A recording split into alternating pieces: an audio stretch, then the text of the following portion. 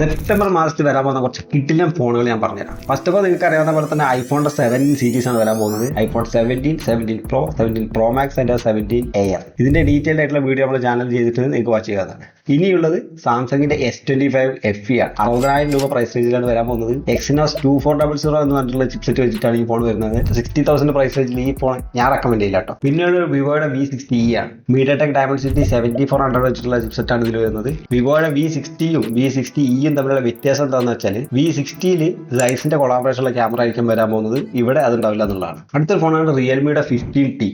മീഡിയാടെക്കിന്റെ 6400 ആണ് യൂസ് ചെയ്തിട്ടുള്ള chipset. 7000 mAh battery, 45 വാട്ടിന്റെ ഫാസ്റ്റ് ചാർജിംഗ് ഒക്കെ ആയിട്ടാണ് ഈ ഒരു ഫോൺ വരുന്നത്. അടുത്താണ് റെഡ്മിയുടെ നോട്ട് 50യും 15 പ്രോയും. സ്നാപ്ഡ്രാഗന്റെ 7S Gen 4 പ്രോപ്പർ ആയിട്ടുള്ള ഒരു ട്രിപ്പിൾ ക്യാമറ സെറ്റപ്പ് ഒക്കെ വെച്ചിട്ടാണ് ഈ ഒരു ഫോൺ വരുന്നത്. ഈ റെഡ്മിയുടെ നോട്ട് 15 പ്രോയിൽ ക്വാഡ് കാർബൺ ആയിട്ടുള്ള ഡിസ്പ്ലേ ആയിരിക്കും വരാൻ പോകുന്നത്. 15 Pro പ്ലസിൽ ഫ്ലാറ്റ് ആയിട്ടുള്ള ഒരു ഡിസ്പ്ലേ ആയിരിക്കും വരാൻ പോകുന്നത്. ഇനി അടുത്താണ് ഓപ്പോയുടെ F31. ഡ്യൂറബിലിറ്റിക്ക് പ്രാധാന്യം കൊടുത്തിട്ട് അവർ ഇറക്കുന്ന ഒരു ഫോണാണ് ഈ F31 എന്ന് പറയുന്നത്. 360 ഡിഗ്രി ആർമർ ബോഡി ഒക്കെ ആയിട്ടാണ് ഈ വരുന്നത്. സോ ഇടയ്ക്കിടയ്ക്ക് ഫോൺ അറിഞ്ഞു പൊട്ടിയിരിക്കുന്നവർക്ക് നല്ലൊരു ഓപ്ഷനായി. പിന്നെ അണ്ടർ 50,000 മോട്ടോയുടെ ഒരു ഫോൺ കൂടി ഇറങ്ങുന്നുണ്ട്. മോട്ടോയുടെ G56 എന്ന് പറഞ്ഞിട്ടുള്ള ഫോൺ. MediaTek Dimensity 7060 എന്ന് പറഞ്ഞിട്ടുള്ള ചിപ്സെറ്റ് ആണ് യൂസ് ചെയ്തിട്ടുള്ളത്. 5200 mAh ബാറ്ററി, 30 വാട്ടിന്റെ ചാർജിംഗ്, ഇതൊക്കെയാണ് ഇതിന്റെ പ്രത്യേകത. പിന്നെ മറ്റൊരു ഫോൺ വരാൻ പോകുന്നത് ലാവോയുടെ Agni 4 ആണ്. 20,000 താഴെ ആയിരിക്കും ഇതിന്റെ ഒരു പ്രൈസ് റേഞ്ച് വരാൻ പോകുന്നത്. MediaTek Dimensity 8350 എന്ന് പറഞ്ഞിട്ടുള്ള ചിപ്സെറ്റ് ആണ് യൂസ് ചെയ്തിട്ടുള്ളത്. 7000 mAh ബാറ്ററി, 80 വാട്ടിന്റെ ഫാസ്റ്റ് ചാർജിംഗ് ഒക്കെ ഈ ഒരു ഫോണിൽ ഉണ്ടായിരിക്കും. പിന്നെ മോട്ടോറോളയിൽ നിന്നുള്ള ഒരു ഫാഷൻ ഓറിയന്റഡ് ആയിട്ടുള്ള ഒരു ഫോൺ കൂടി വരുന്നുണ്ട്.